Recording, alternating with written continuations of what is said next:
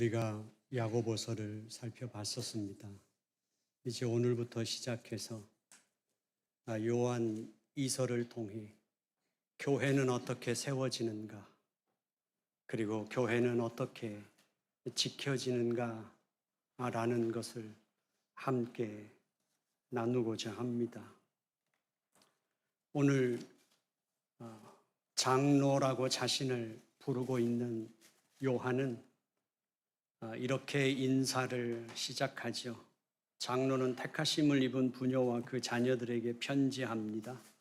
내가 진리 안에서 사랑하고 또 나뿐만 아니라 진리를 알게 된 모든 자들이 그렇게 하는 것은 우리 안에, 그리고 우리와 함께 하는 자들 안에 영원토록 거하는 진리 때문입니다. 은혜와 긍휼과 평강이 하나님 아버지께로부터, 그리고 예수 그리스도 그 아버지 아들로부터 와서 진리와 성령 안에, 사랑 안에서 우리를 함께 할 것입니다. 이 짧은 세 문장 속에 진리라는 단어가 4번 등장합니다. 요한 2서의 인사에서 특별한 점입니다. 요한은 어딘가로 자기 자신의 신경이 분산되지 않고 지금 하나님의 자녀들을 향해서 무엇인가를 반드시 지켜내야 하겠다는 그 의지가 담겨 있는 인사말이라고 생각이 됩니다. 결국 요한 서신의 중요한 대립의 구도는 당시 로마 황제 숭배가 이제 본격적으로 시작되면서 그리스도인들을 향한 배척과 핍박이 있었고, 그리고 교회 안에서 같은 복음을 받아 신앙생활하던 믿음의 공동체 속에 이단이 출현하게 됩니다. 그 이단들로 말미암아 복음은 오염되기 시작했고 결국 진리는 이제 흔들리기 시작했습니다. 그래서 교회는 지금 요한은 교회를 향해서 인사부터 시작해서 우리가 지금 얼만큼 중요한 자리에 서 있는지, 그리고 우리는 이 위기 속에서 무엇을 붙들어야 하는지에 대한 것이 오늘 인사 속에 담겨져 있습니다. 우리는 잘 알고 있습니다. 요한계시록 2장에서 소아시아의 7교회가 이미 그러한 도전을 받고 있었다는 사실을, 에베소 교회로 하여금 그 첫 사랑을 잃어버리게 만들었던 니골라당, 결국 서머나 교회를 핍박해서 그들로 하여금 신앙의 정절을 지키기에 힘들게 만들었던 회방하는 유대인들, 곧 사단의 회당, 버가모 교회로 하여금 그들의 반람의 교훈으로 말미암아 그들이 책망받는 교회로 떨어뜨려 버린 것, 오늘 요한 2서가 가르치고 싶어 하는 것도 바로 이 이단의 문제, 거짓 교리에 대한 문제를 다루고 있습니다. 바로 이러한 상황에서 요한은 인사의 첫 문을 여는 데 있어서 한 단어를 그가 중요하게 선택한 게 있습니다. 장로는 택하심을 받은 부녀와 그 자녀들에게 문안합니다. 왜 택하심이라는 단어를 그가 이 서신의 첫 번째 단어로 선택했을까 하는 거죠. 결국 그 서신을 받는 사람들에게는 아주 강력한 그 빛을 주고 있었을 거라고 생각합니다.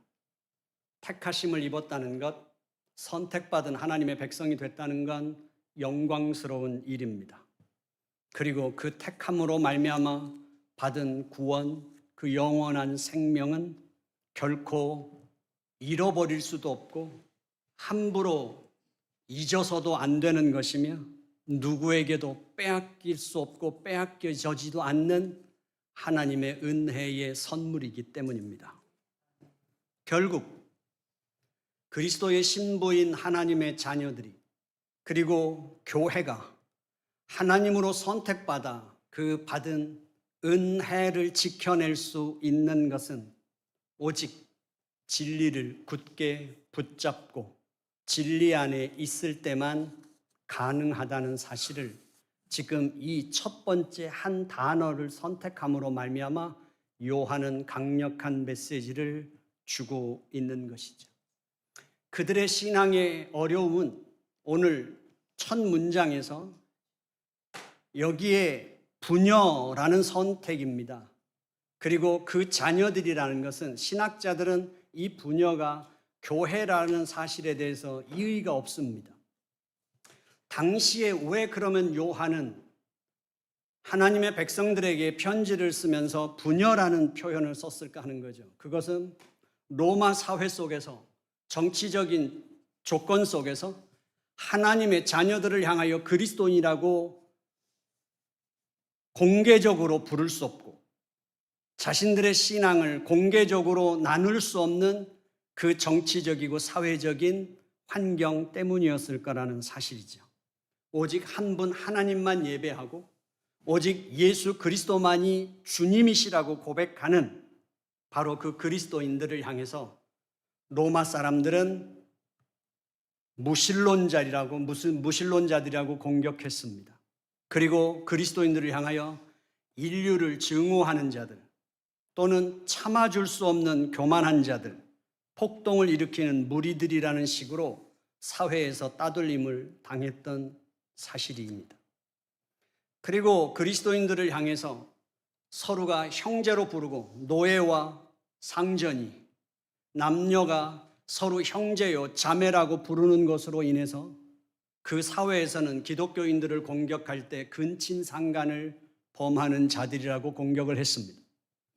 그리스도인들이 예수 그리스도의 그 십자가에서의 그 모든 것을 기념하기 위해서 살과 피를 나누는 성찬 예식을 행할 때 그 사회에서는 그리스도인들을 향하여 식인종이라고 공격을 했습니다.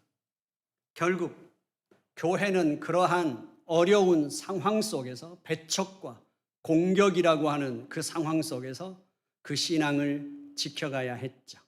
그래서 요한이 택함받은 부녀들과 그 자녀들 택함받았다고 하는 것을 강조하고 첫 단어로 사용한 것은 우리가 신앙생활하면서 아무리 많은 시험과 유혹과 도전과 핍박이 있다 할지라도 그리스도의 신부된 우리는 신앙의 정절을 지키는 것이며 교회는 진리의 순결을 지키는 것이 교회의 마땅한 본분이라는 사실을 그것을 끝까지 놓치지 말라고 하는 권면을 지금 요한은 이 첫 문장에서 하고 있다는 사실이죠.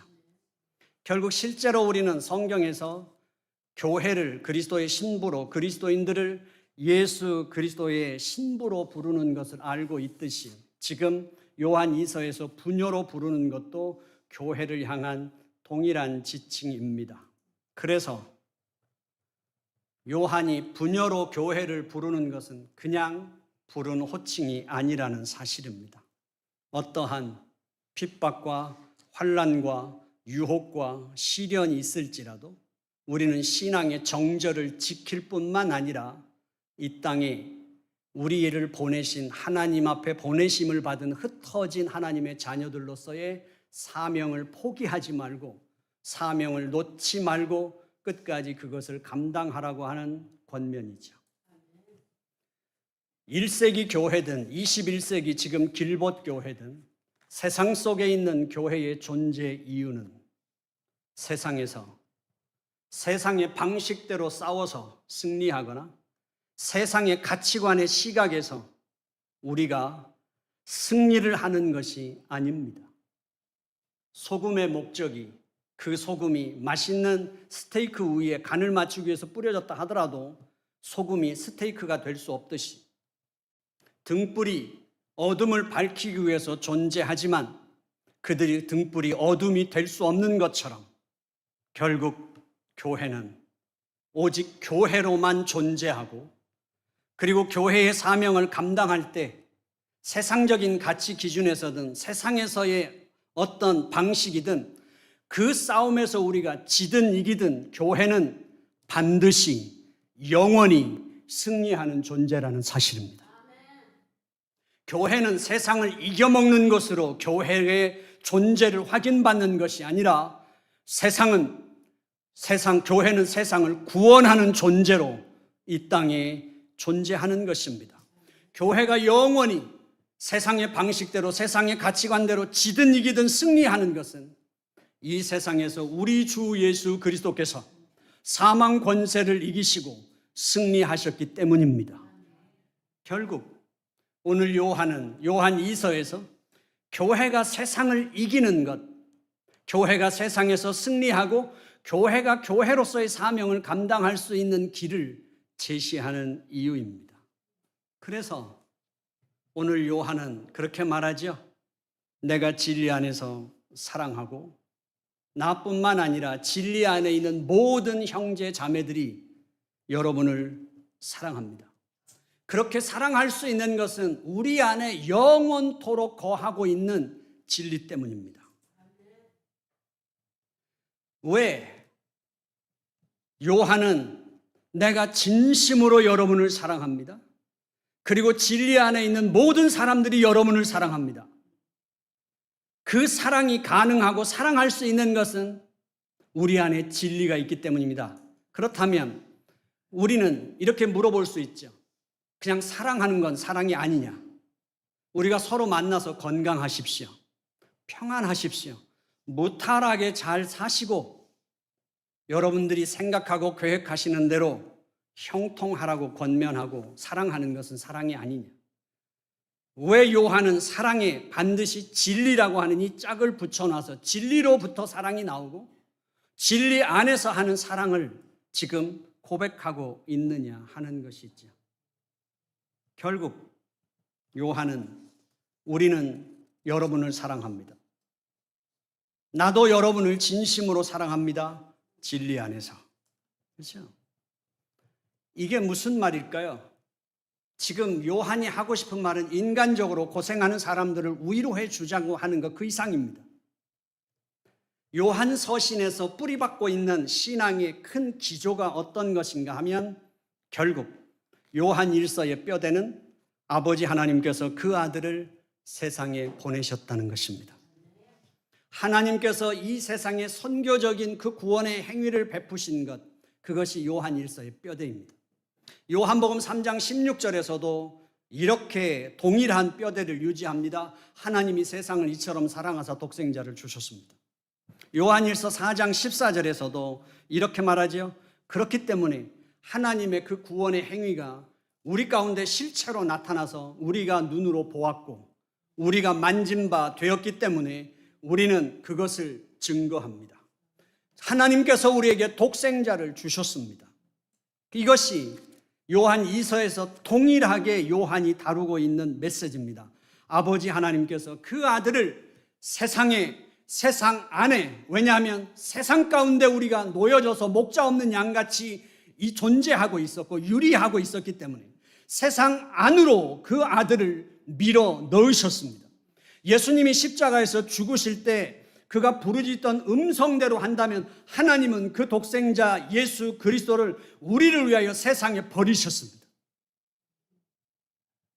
여기서 중요한 것은 누가, 왜, 무엇 때문에 그렇게 했냐 하는 것입니다. 누가 독생자 예수를 세상에 보내셨습니까? 하나님이 보내셨습니다. 무엇 때문에 보내셨습니까? 하나님이 세상을 이처럼 사랑하사 독생자를 주셨기 때문입니다. 그 사랑 때문입니다. 결국 아버지의 그 사랑 때문에 예수 그리스도가 이 땅에 오셨습니다. 결국 예수 그리스도 그가 이 땅에 오시지 않았다면 우리는 그 아버지의 사랑을 알 수 없었고 그 사랑을 받을 수도 없었고 그 사랑을 누릴 수도 없는 그 아들을 이 세상에 집어넣으신 것이 아버지의 사랑이라는 것입니다. 이것이 지금 요한 2서에서 진리와 사랑이라고 하는 사랑의 한 부분입니다. 그게 사랑의 한 부분이 뭐죠? 3절의 은혜와 긍휼과 평강이 아버지께로부터입니다. 그리고 그리스도 예수와 그 아버지의 아들로부터 와서입니다.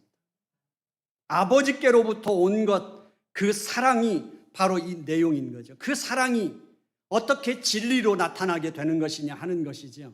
그 사랑이 어떻게 진리로 나타나냐면 요한복음과 요한 1서에서 이렇게 표현합니다. 우리 가운데 오신 예수님을 말씀이 육신이 되셨다.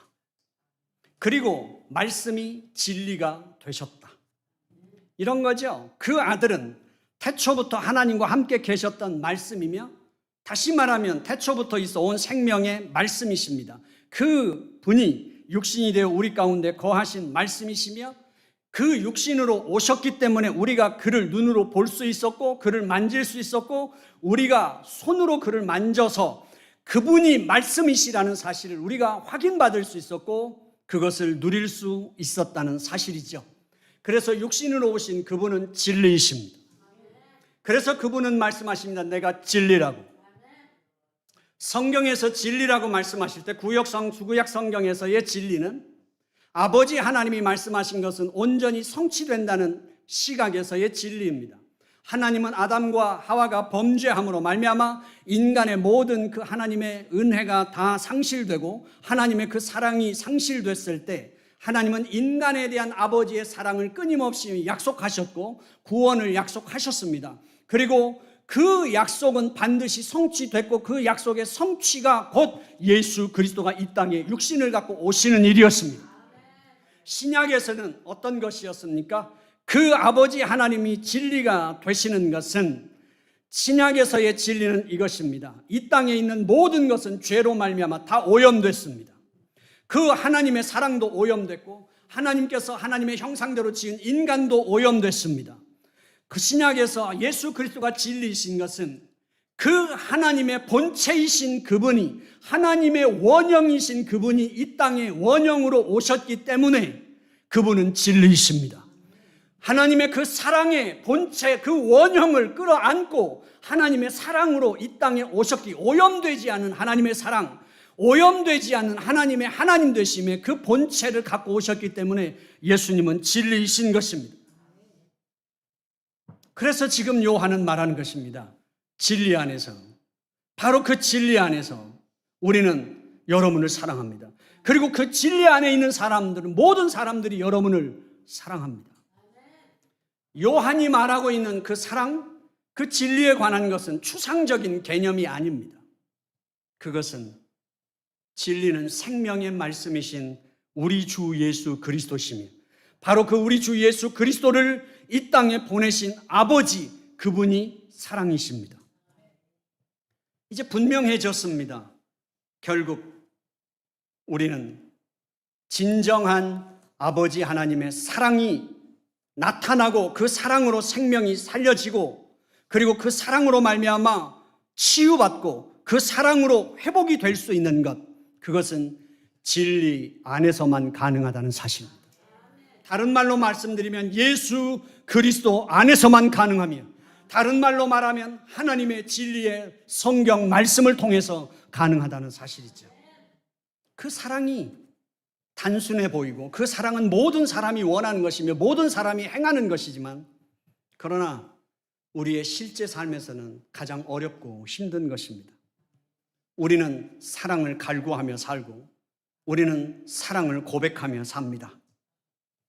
하지만 우리는 사랑하면 할수록, 사랑을 받으면 받을수록 왜 우리는 점점 황폐해질까요? 그리고 우리는 왜 허망을 해질까요? 사랑은 결코 쉬운 것이 아니기 때문입니다. 그런 시각에서 본다면 우리 그리스도인의 삶은 내가 하나님을 알고 하나님의 자녀가 된 순간부터 주님 다시 오실 때까지 우리의 신앙의 여정은 그 사랑을 훈련하는 여정이라고밖에는 설명이 안 되는 것이죠.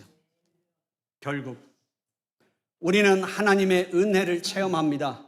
그 하나님의 은혜가 내가 획득한 것이 아니기에 성령 하나님의 감권적인 역사로 거듭남을 체험하든지 하나님의 말씀을 통해 우리가 은혜를 체험하든지 내 속에서는 뭔가 솟아오르는 하나님의 은혜가 있을 때 우리는 그때조차도 우리의 방식대로 전도하고 우리의 방식대로 헌신하고 우리의 방식대로 봉사합니다. 그러다가 우리는 문제에 부딪히게 되고 지치게 되고 넘어지게 되는 것이죠. 결국 우리는 이 세상에서도 자기 방식대로 사랑하고 부모와 자식 간에도 자기 방식대로 사랑하고 형제 간에도 자기 방식대로 사랑하고 부부도 자기 방식대로 사랑하다가 상처받고 지치는 것이죠. 결국 평생을 목회자도 교회를 사랑하고 하나님을 사랑해서 자기 생을 다 쏟아붓는다 하더라도 그 사랑의 헌신의 끝이 다 아름답지만은 않은 이유입니다. 사랑은 누구에게나 다 요구되는 주님의 사명입니다. 그리고 모든 인간은 누구나 다 갈구하는 내용입니다. 그렇지만 사랑은 아무나 할 수 있을 만큼 간단하지 않습니다. 진리가 없는 사랑은 더 황폐하게 만들고 더 허망하게 만들고 우리를 더 빈약하게 만들기 때문입니다. 그래서 정말 생명의 사랑을 누리고 싶으시다면, 정말 하나님의 사랑의 공동체를 세우고 싶으시다면 진리를 얻고 진리 안에 들어오시고 진리를 배우고 진리를 담고 진리를 따르고 진리에 순종하십시오. 결국 오직 그 아들 안에, 오직 그 아들 안에만 아버지의 사랑은 이 세상을 다 구원하고도 부족함이 없을 만큼 넘쳐 흐르기 때문입니다. 진리 안에서 사랑할 때 우리는 죽은 영혼을 살려냅니다. 진리 안에서 사랑할 때 상처받은 영혼이 치유되어 다시 일어서는 걸 우리는 경험하게 될 것입니다. 진리 안에서 사랑할 때 우리는 넘어졌던 인생이, 지친 영혼이 독수리의 날개침같이 회복되어 다시 주님 앞에 일어서는 것을 우리는 경험하게 될 것입니다.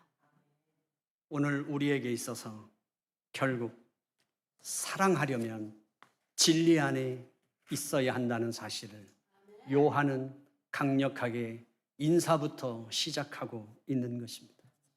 한 걸음 더 나가서 요한은 이렇게 말합니다. 나는 여러분을 진심으로 사랑합니다. 하지만 나만이 아닙니다. 진리 안에 있는 모든 사람들이 여러분을 사랑합니다. 바로 공동체, 교회와 진리의 관계는 어떤 관계냐 하는 것이죠. 결국 교회는 진리의 말씀이 세웁니다. 진리의 말씀이 육신이 되어 이 땅에 오셨고 아버지의 그 사랑 안에서, 예수 그리스도 안에서 아버지를 만났을 때 죽은 영혼이 살아나고 그 영혼들이 교회가 됐습니다. 결국 예수 그리스도가 이 땅에 오심으로 우리는 생명을 얻고 예수 그리스도와 연합되어 성령 안에서 하나님과 교제가 가능해졌습니다. 예수 그리스도와 연합되어 있는 생명과 예수 그리스도 안에 그 연합되어 있는 그 생명체들이 연합되어 하나님 앞에서 교제하는 공동체 교회입니다. 결국 하나님의 말씀이, 진리가 교회를 세우고 그 진리가 인간의 연약함으로 말미암아 교회가 오염되고 교회가 순결을 잃을 때 그 교회를 다시 순결하게 회복시키는 것도 진리의 말씀입니다. 교회가 이 세상을 버거워하며 영적 전쟁을 치를 때 교회를 승리하게 만드는 것도 진리의 말씀입니다. 인간의 죄성이 얼마나 강하다 하더라도, 인간의 한계가 아무리 크다 하더라도 그 모든 인간의 한계를 뛰어넘고 그 생명을 연합하여 묶어내시는 분이 진리의 말씀이신 예수 그리스도이십니다. 우리는 그렇게 하나님의 가족이 됐습니다. 우리는 그렇게 이 땅에 존재하는 것입니다. 그런 의미에서 이 세상의 진리의 위협 앞에서 결국은 교회를 향해 진리를 알게 된 모든 자들에게 요한이 권면하고 있는 것입니다. 여러분, 하나님이 묶어놓으신 그 끈을 훼손시키지 마십시오. 그것을 지키십시오. 교회를 교회되게 하는 것은 무엇입니까? 교회를 세우고 교회를 지탱하며 교회를 지키는 것은 무엇입니까? 교회사에서 믿음의 선조들이 가르쳐 준 건 말씀과 성례였습니다. 성례는 성찬식을 통해서 나타납니다. 결국 그 성찬식은 곧 예수 그리스도, 다른 모습의 말씀일 뿐입니다. 결국 교회를 세우고 교회를 지켜내는 것은 오직 말씀입니다. 그렇기 때문에 사랑하는 성도 여러분, 이제 17년 동안 우리는 숨가쁘게 달려왔습니다. 그리고 이제 우리는 멈춰서 우리의 갈 길을 생각하는 시간입니다. 나무꾼이 도끼를 가는 시간은 시간 낭비가 아니듯이 우리는 우리의 정체성을 다시 찾고 더 날카로운 타작기계로서 이 생명의 복음을 외치고 생명을 살려내는 교회로서 우리는 다시 한번 기억해야만 합니다.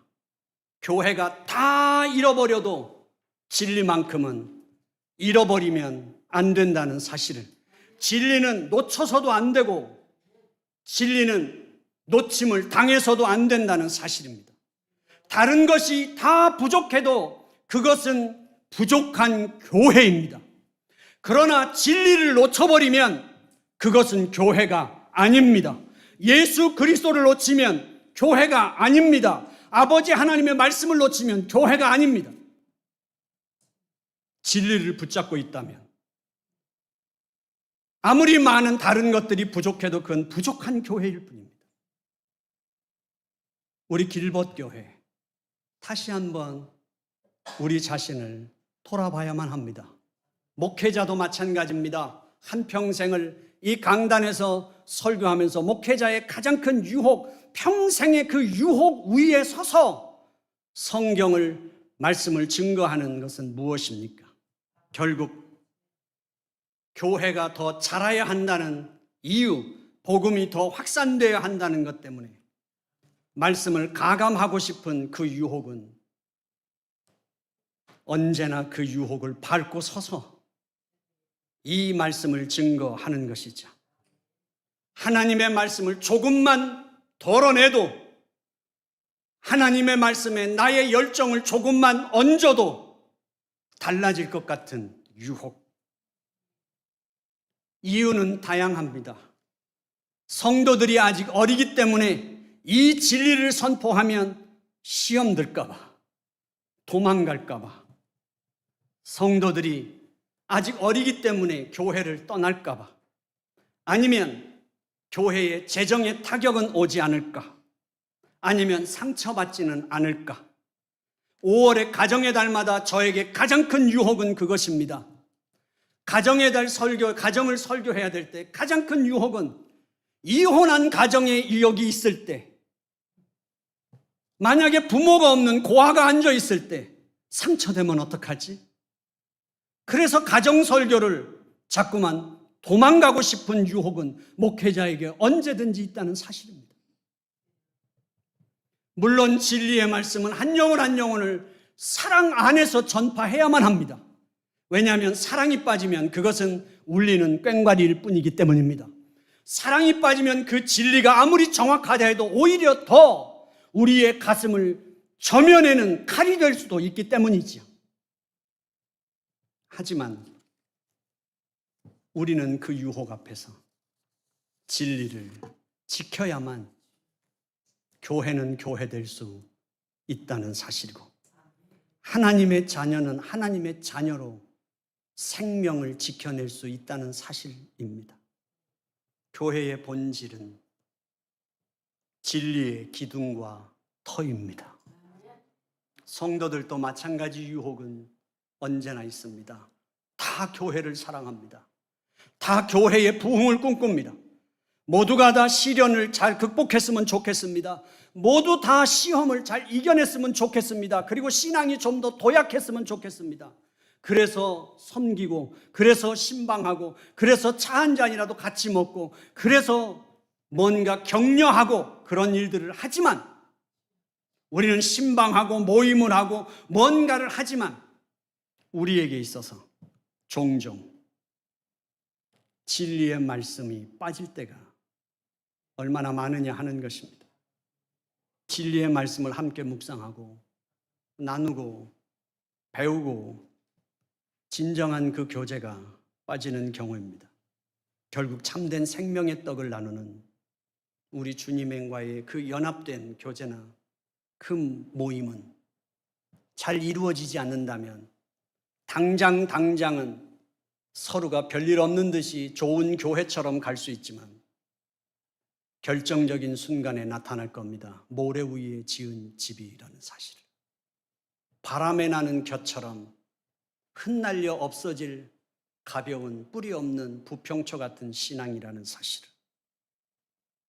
결국 진실한 성도의 교제의 중심에도 진리의 말씀이 있어야 하고, 목회자도 끊임없는 그 유혹 속에 진리의 말씀을 고수해야만 이 땅에서 주님의 교회가 지켜지고 승리하는 교회로 존재할 줄로 믿습니다. 교회는 어떤 특정한 인물을 중심으로 하나가 되는 것이 아닙니다.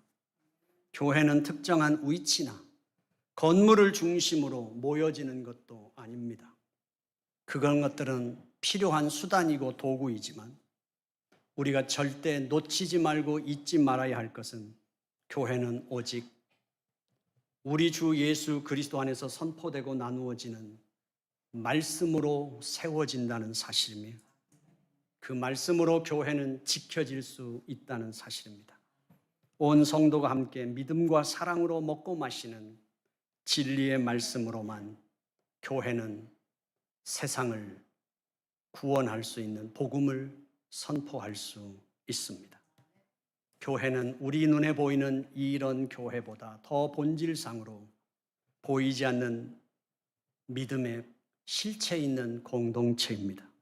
끝까지 주님 오시는 그날까지 오직 하나님의 말씀으로 지켜내는 진리의 공동체가 교회입니다. 우리 길벗교회 다시 한번 우리를 돌아보면서 우리의 옷깃을 여미고 우리의 허리를 동이며 다시 한번 진리 앞으로 나아가는 그런 교회가 되기를 주님의 이름으로 축원합니다. 아버지 하나님 감사합니다. 주님께서 같이 해 주시옵소서. 주님, 하나님의 말씀을 나누었습니다. 부족한 목회자의 입술을 통해 제한된 지식과 지혜 안에서 그 말씀을 성령 하나님께서 열어주시는 만큼 증거했습니다. 아버지하며 각 성도들 속에서 우리 성령 하나님께서 우리 주 예수 그리스도의 말씀을 밝혀주시옵시고 우리 아버지 하나님의 사랑을 밝혀주셔서 아버지 하나님, 우리 길벗교회가 정말 움직이는 대로 생명이 사는 역사가 있게 해 주시옵시고 우리가 사역하는 대로 치유와 회복의 역사가 나타나는 그 증거 속에서 세상을 두려워하지 않으며 진리 가운데 기꺼이 헌신할 수 있는 주님의 교회가 되게 해 주옵소서. 예수님의 이름으로 기도드려 싸움나이다. 아멘.